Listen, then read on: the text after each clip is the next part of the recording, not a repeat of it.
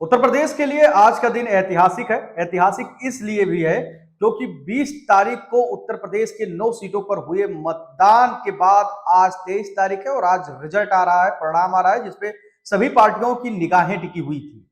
लेकिन रिजल्ट जो भी होगा वो आप लोगों के सामने होगा। लेकिन अभी फिलहाल जो अपडेट है उस पर 7 सीटों पर भारतीय जनता पार्टी आगे चल रही है। और पहले जैसा कि बीजेपी ने कहा था कि हम ये उपचुनाव बड़े मार्जिन से और बड़ी सीटें जीत रहे हैं, तो हमारे साथ हमारे सहयोगी हैं, उनसे बातचीत करेंगे। क्योंकि समाजवादी पार्टी लगातार ये आरोप लगा रही थी चुनाव आयोग के ऊपर, बीजेपी के ऊपर, कि वो अपने प्रशासन के दम पर, अपने दम पर, सत्ता की हनक पर ये चुनाव जीत रहे हैं। तो नितेश जी, इस पूरे चुनाव को कैसे देख रहे हैं? क्या जो रिजल्ट आ रहा है, जो लगातार जो रुझान आ रहे हैं, बीजेपी 7 सीटों पर आगे चल रही है, वो क्या जनता ने उनको प्यार दिया, या फिर जो समाजवादी पार्टी चुनाव आयोग और बीजेपी के ऊपर आरोप लगा रही थी कि ये अपने दमखम और सत्ता के दमखम और प्रशासन के बल पर ये चुनाव जीतेंगे, वो उससे जीत रही है? देखिए, जहां पर संजय जी, मैं एक बात बताऊं तो जहां पे आरोप की बात आ जाती है तो वो निश्चित ही जांच का विषय हो जाता है और इसको लेकर जांच करने की बात भी कही गई। लेकिन अगर देखा जाए तो जो वोट पोल हुआ, अगर उपचुनाव की बात करें तो जब कहीं भी किसी भी क्षेत्र में किसी भी जगह पर उपचुनाव होते हैं, हालांकि विधानसभा के चुनाव में एक लार्ज नंबर ऑफ वोटर्स होते हैं, लेकिन उपचुनाव में ये देखा जाता है कि वो कहीं ना कहीं प्रधानी के चुनाव बन जाते हैं।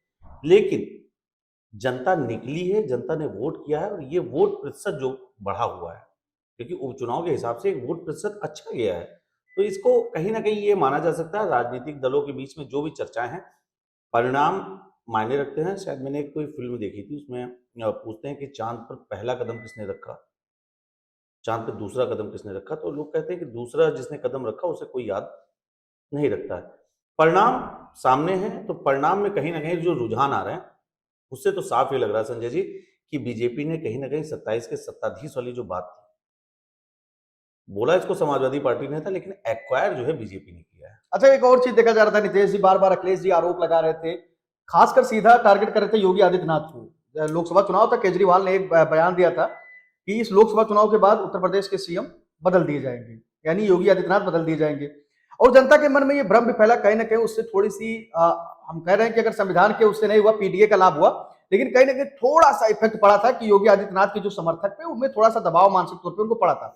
इस चुनाव में भी देखा गया अखिलेश यादव ने वो फार्मूला आजमाया और कहा कि योगी आदित्यनाथ का काउंटडाउन शुरू हो गया और वो बहुत जल्द जाने वाले हैं। तो योगी आदित्यनाथ ने उसे हल्के में नहीं लिया, हमें लगता है, क्योंकि लगातार कई सारे पिचों पर उन्होंने जबरदस्त तरीके से परफॉर्मेंस किया और जनता के बीच में गए, रोड शो की, रैलियां की। उसको लेकर क्या करते कि क्या अखिलेश को भारी पड़ गया योगी आदित्यनाथ पर सीधा अटैक करना? सीएम को बदलने चले थे, उपचुनाव का परिणाम बदल गया। एक लाइन में इसका जवाब मैं आपको दूंगा कि बदलने चले थे सीएम को। विपक्ष क्या सीएम को बदल सकता है? कोई विपक्ष किसी दूसरे राजनीतिक दल के अंदर की उनके मन की क्या बातें चल रही, क्या चर्चाएं चल रही, ये जान सकते हैं? आप पूर्ववर्ती भविष्यवाणियां करने लगते हैं। आप एक चुनाव जीतते हैं, उसके बाद आप अति उत्साहित हो जाते हैं। बीजेपी को आप देखिए, यहाँ पर कोई राजनीतिक विश्लेषक वाली अगर बात करूं तो बीजेपी चाहे चुनाव जीते चाहे हारे, उसके बाद भी आप देखते हैं उनकी लगातार बैठकें चला करती हैं, लगातार बूथ पर उनके कार्यकर्ता एक्टिव रहते हैं। आपने लोकसभा चुनाव में 37 सीटें क्या जीत ली, आप बिल्कुल उत्साहित हो गए। आपके तमाम छोटे छोटे नेता बड़े बड़े बयान देने लगे, सीएम योगी को सीधे टारगेट करने लगे, तमाम गुमनाम नेता सामने आ गए, पोस्टर वार करने लगे। कैडर देखो भाई, कैडर देखा जाता है। अगर बीजेपी का कोई नेता बयान दे रहा तो ये देखा जाएगा कि उसके किस लेवल का आदमी है। तमाम गुमनाम नेता आ गए, बटेंगे तो कटेंगे को विरोधाभासी देने लगे। पीडीए में अगर पी और डी की बात करें, जैसे समाजवादी पार्टी ने कहा पिछड़ा और दलित, सीएम योगी ने कहा बटेंगे तो कटेंगे, प्रधानमंत्री मोदी ने कहा कि एक है तो सेफ है। क्या पी और डी, जिसको पिछड़ा और दलित समाजवादी पार्टी मानती है, क्या वो हिंदू का हिस्सा नहीं है? क्या अल्पसंख्यक समुदाय भारतीय जनता पार्टी को बिल्कुल वोट नहीं करता है? क्या कोई राजनीतिक दल ये बात कह सकता है? या क्या सिर्फ अल्पसंख्यक समुदाय और खासकर मुस्लिम मतदाता वो सिर्फ समाजवादी पार्टी को वोट करता है, वो कांग्रेस को वोट नहीं देता है, बसपा को वोट नहीं देता, ओवैसी को वोट नहीं देता? आप किसी पर एकाधिकार क्यों मान सकते हैं? जैसे रंगों की बात आती है तो रंगों पे भगवा, और जब इसकी बात आती है भारतीय जनता पार्टी हमेशा जो है अपना झंडा बुलंद करती है। भगवा सनातनियों का रंग है, भगवा सनातनियों का रंग है। अगर बीजेपी उस पर एकाधिकार जताए तो गलत। अब ये इत्तेफाक है या उनकी भावना है या जो उनकी बात है, चाहे वो जनसंघ के समय से रहा हो, जनसंघ का भी जो उद्देश्य था, बीजेपी भी कहीं ना कहीं उस उद्देश्य पर निश्चित ही योगी आदित्यनाथ की छवि एक कट्टर हिंदूवादी नेता की है, थी और आने वाले भविष्य में रहेगी संजय जी। और लगातार देखिए कि लगातार उनको इसका फायदा भी मिल रहा है। हिंदुओं के जो समीकरण थे कि इसमें बढ़ जाएंगे, जातिगत बंटवारे हो जाएंगे, खैर में आप देखिए हम लोग खैर भी मौजूद रहे। सुरेंद्र सिंह दिलेर अनुसूचित जाति का प्रत्याशी, क्या उसको सिर्फ और सिर्फ हिंदुओं ने ही वोट दिया या सिर्फ उसको ब्राह्मणों ने ही वोट दिया? क्या उनकी ही जाति के लोगों ने वोट दिया? नहीं, सुरेंद्र सिंह दिलेर को सीएम योगी के जो बयान थे बटेंगे तो कटेंगे उसका फायदा हुआ। करहाल आप देखिए, करहाल में समाजवादी पार्टी को फाइट करना पड़ रहा है। क्यों आखिर समाजवादी पार्टी को फाइट करना पड़ रहा है? ये तो विचारणीय बिंदु है ना, जबकि वो तो एक बड़ी यादव बेल्ट है। चलिए नीतीश जी की इसी बातों से हम आपको बता दें कि शीशामऊ पर इस वक्त की जो अपडेट है वो नसीम सोलंकी बड़ी वोटों की मतों से वो आगे चल रही है, 28,000 वोटों से वो आगे हैं। वही कटहरी की अगर बात करें तो वहां पे शोभावती वर्मा समाजवादी पार्टी से 2,000 वोटों से आगे हो गई। और करहल की अगर बात करें तो वहां पे तेज प्रताप यादव इस वक्त अपने फूफा अनुजेश यादव से आगे चल रहे हैं। नीतीश जी, हम आपका ध्यान आकर्षित करना चाहेंगे कानपुर की शीशामऊ सीट पर। अभी पीडीए की बात हो रही थी, नारों की बात हो रही थी, योगी आदित्यनाथ पे बात हम आप कर रहे थे, लेकिन खासकर अगर हम शीशामऊ सीट को देखें, नसीम सोलंकी वहां से प्रत्याशी हैं समाजवादी पार्टी से। हम लोग जब पहुंचे थे कानपुर में तो वहां योगी आदित्यनाथ का एक बड़ा रोड शो हुआ था। बड़ी संख्या में जो शीशामऊ की जनता थी, कानपुर के लोग थे, वहां पे जुटी थी, बड़ी भीड़ देखने को मिली थी। और ये कहा जा रहा था कि हो सकता है कि 21 साल के इतिहास को इस बार भारतीय जनता पार्टी पलट दे और यहाँ पे एक बार फिर से काबिज हो। लेकिन देखा जा रहा है कि नसीम सोलंकी ने तो बाजी मार लिया, सोलंकी परिवार का एक बार फिर से कब्जा होने वाला है। ये कहना अतिशयोक्ति नहीं होगा कि सीएम योगी ने हालांकि वहां पर रोड शो किया, लेकिन निश्चित ही जो वहां से परिणाम, जो वहां से रुझान सामने आ रहे हैं वो कहीं ना कहीं ये बता रहे हैं कि सीएम योगी की रैली वहां पर फेल हो गई, जो एक बिल्कुल वास्तविकता है। हम लोगों ने वहां के मतदाताओं से बात करने का प्रयास किया था, तो वहां के मतदाता बात करना नहीं चाह रहे थे। और उस समय भी मैंने ये बात कही थी कि ये साइलेंट वोटर जो हैं ये पूरा समाजवादी पार्टी का है, क्योंकि जो भी माहौल वहां पर चल रहा था। देखिए, इरफान सोलंकी के जेल में जाने के बाद जैसा अभी अपडेट आया, थोड़ा सा मैं आपको अपडेट बता दूं कि कानपुर की सीसामऊ विधानसभा से 12वें राउंड के बाद नसीम सोलंकी को 51,260 वोट मिले हैं। बीजेपी की सुरेश अवस्थी 31,211, 20,000 वोटों से नसीम सोलंकी आगे चल रहे हैं और कुल 83,804 वोटों की गिनती हो चुकी। 12 राउंड की गिनती लगभग ये मान के चलिए आधे राउंड पर आ गए। नहीं, अब माना ये जा रहा है कि नसीम सोलंकी और जब तक ये हमारा वीडियो पोस्ट होगा जितनी देर में, तब तक और राउंड की गिनती भी हो जाएगी। नसीम सोलंकी का जो वहां पर फैक्टर था, सबसे बड़ी चीज कि समाजवादी पार्टी ने आज भले पीडीए का समीकरण दिया, लेकिन इससे पहले उसका समीकरण था एम और वाई।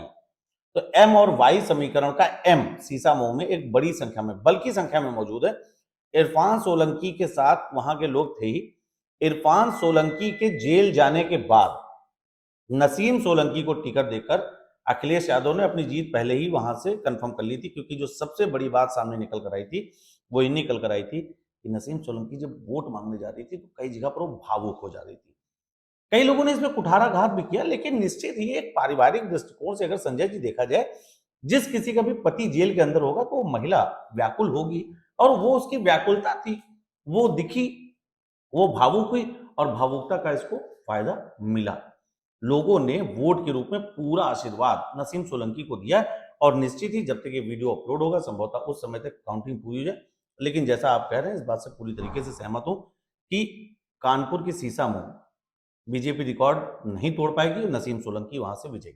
जी, हम लोग बात कर रहे थे वहां कानपुर कैंट के एक विधायक थे रूमी साहब, उन्होंने भी ये बात कही थी कि हम लोग जो वोटर्स हैं, हमारे मतदाता हैं, सत्ता के दबाव में। देखिए, समाजवादी पार्टी, आपके सवाल से पहले ही आपको टोकना चाहूंगा कि समाजवादी पार्टी के जो तमाम नेता हैं बड़े, अखिलेश यादव जी, संभवतः अगर ये वीडियो समाजवादी पार्टी के तमाम नेताओं को और उन तक अगर पहुंचता है तो मैं उनसे एक चीज बताना चाहूंगा कि अखिलेश जी, आपका पीडीए सिर्फ आपके नेताओं के बीच में रहा और आपके बड़े बड़े नेताओं ने इस पीडीए को जमीन पर नहीं पहुंचाया। क्योंकि कई जगह पर हम लोगों ने इस बात को न सिर्फ कवर किया बल्कि लोगों से बात की, तो उनका ये कहना कि समाजवादी पार्टी पीडीए का नारा दे रही, लेकिन जो आपके तथाकथित नेता थे, जो मीडिया के कैमरे और मीडिया के माइक देखकर दौड़ कर आते थे कि मेरी बाइट ले लो, उन लोगों ने कहीं ना कहीं आपका बंटाधार किया। और उसमें से चाहे वो विधायक जी रहे हों, चाहे जो रहे हों, मीडिया से बात करते समय एक विधायक योगी पर हमला बोल रहा है, एक विधायक योगी पर, बीजेपी का एक विधायक अखिलेश पर हमला बोलता है।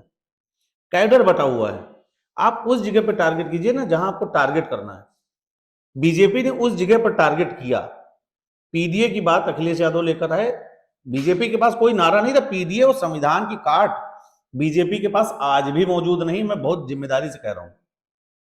अखिलेश यादव अगर अपने इसी पीडीए को अपने नेताओं के माध्यम से मजबूत कर देते तो आज भी बीजेपी कहीं ना कहीं हिली होती। लेकिन सीएम योगी आदित्यनाथ का जो हिंदुत्व को एजेंडे पर बयान आया, अब उसकी काट समाजवादी पार्टी नहीं ढूंढ पाएगी और ये अति उत्साह में अपनी पार्टी का नुकसान लगातार करते जाएंगे। अखिलेश यादव के साथ कांग्रेस ने यूपी में धोखा किया। आप भी हमारे साथ मौजूद थे संजय जी, जब हम लोग खैर में थे, माता प्रसाद पांडे जी आए थे। वहां के स्थानीय पत्रकारों ने क्या क्या सवाल नहीं दागा। क्यों आखिर कांग्रेस के बड़े नेता नहीं निकले? अजय राय जी क्यों नहीं निकले? महाराष्ट्र जरूरी, यूपी मजबूरी, कांग्रेस इस सिद्धांत पे क्यों चल रही थी? देखिए हमारा, देखिए नीतीश जी, मैं आपको रोकना चाहूंगा। देखिए कांग्रेस की तो दो बातें सामने आई इस चुनाव में। एक तो वो साथ नहीं निकली, कोई जनसभाएं नहीं की, लेकिन दूसरी चीज ये भी रहा कि कांग्रेस का कोई उत्तर प्रदेश में इतना बड़ा जनाधार नहीं है। हालांकि उनको साथ में निकलना था, समाजवादी पार्टी की एक मित्रता, बस एक इसी जगह पर मैं आपको एक बात और बताऊं कि जब लोकसभा के चुनाव हुए उस समय भी कांग्रेस का कोई जनाधार नहीं था। भारतीय जनता पार्टी ने जिस समय से ये नारा दिया था कांग्रेस मुक्त भारत का, तो कहीं ना कहीं वो इंप्लीमेंट करते आ रहे हैं और उत्तर प्रदेश से उन्होंने कांग्रेस का पूरा वजूद ही मिटा दिया था। हालांकि ये बात अलग थी कि अजय राय ने सीधे टक्कर प्रधानमंत्री मोदी को दी थी और कहीं ना कहीं बीजेपी के अंदर खेमे में चिंता थी कि कहीं ऐसा ना हो अजय राय चुनाव जीत चलिए जाए। हम शीशा मऊ पे लौटते हैं। इसी बात को मैं थोड़ा सा और पूरा कर लेता हूं। हालांकि कांग्रेस और सपा का गठबंधन लोगों को पसंद आया था। अगर अकेले समाजवादी पार्टी चुनाव लड़ती तब भी इतना फायदा ना होता, क्योंकि मुस्लिम वोटर के भटकने का उनको नुकसान था। समाजवादी पार्टी लगातार ये सोच रही थी, क्योंकि मुस्लिम तबका समाजवादी पार्टी से नाराज हुआ था। ऐसे तमाम वीडियो सामने आते। तो ऐसे में इंडिया ब्लॉक में और कोई राजनीतिक चेहरा क्यों इतना फ्रंट पे नहीं आता? सिर्फ समाजवादी पार्टी और कांग्रेस की बात ही क्यों होती? क्यों? क्योंकि समाजवादी पार्टी और कांग्रेस के ही मुख्य गठबंधन को जनता ने पसंद किया था। वही प्रयोग अगर ये यूपी में करते, अगर अखिलेश यादव और राहुल गांधी की संयुक्त रैलियां होती तो क्या इसका कोई फर्क न पड़ता? जितनी उन दोनों नेताओं के रैलियों में भीड़ होती, क्या बीजेपी उतनी भीड़ जुटा पाती? नहीं जुटा पाती। नहीं, तो दूसरी चीज ये है कि जैसे कई स्टेटों में चुनाव चल रहा था और प्रियंका गांधी भी उधर, तो मैंने आपसे पहले ही कह दिया ना कि महाराष्ट्र है जरूरी, उत्तर प्रदेश है मजबूरी। ये तो मैं पहले ही आपसे बता रहा हूं। यहाँ पे उनको लगा कि समाजवादी पार्टी 9 सीटों पे चुनाव हो रहा है। और जिस सकते शीशा मऊ की हम बात कर रहे थे, शीशा मऊ में नसीम सोलंकी यानी कि सोलंकी परिवार का एक बार फिर से कब्जा रहने वाला है। ये कहा जा रहा था कि सुरेश अवस्थी इस बार चुनावी दंगल में जो कूदे हैं, दिलचस्प लड़ाई ला सकते हैं, लेकिन ऐसा कुछ होता हुआ वहां आसार नहीं है। लगातार नसीम सोलंकी हर एक राउंड के बाद कुछ हजार वोटों से आगे चली जाती हैं, बढ़त बनाई हुई है। तो इस अवस्था में कहीं ना कहीं शीशा मऊ की जो सीट है एक बार फिर से समाजवादी पार्टी के कब्जे में रहने वाली है। और ये कहा जा रहा था कि जो उनके मतदाता है वो साइलेंट है, क्योंकि हम लोग जब पहुंचे थे वहां पे तो जो मुस्लिम मतदाता थे उनसे हमने बातचीत करने की कोशिश की, तो उनके एक ही लफ्ज थे कि भैया कैमरे पे हम कुछ नहीं बताएंगे, लेकिन हम लोग नसीम सोलंकी के साथ हैं, क्योंकि कैमरे पे बोलने का मतलब है अपने ऊपर मुकदमा लादना। प्रशासन हम लोगों को तुरंत उठा लेगी।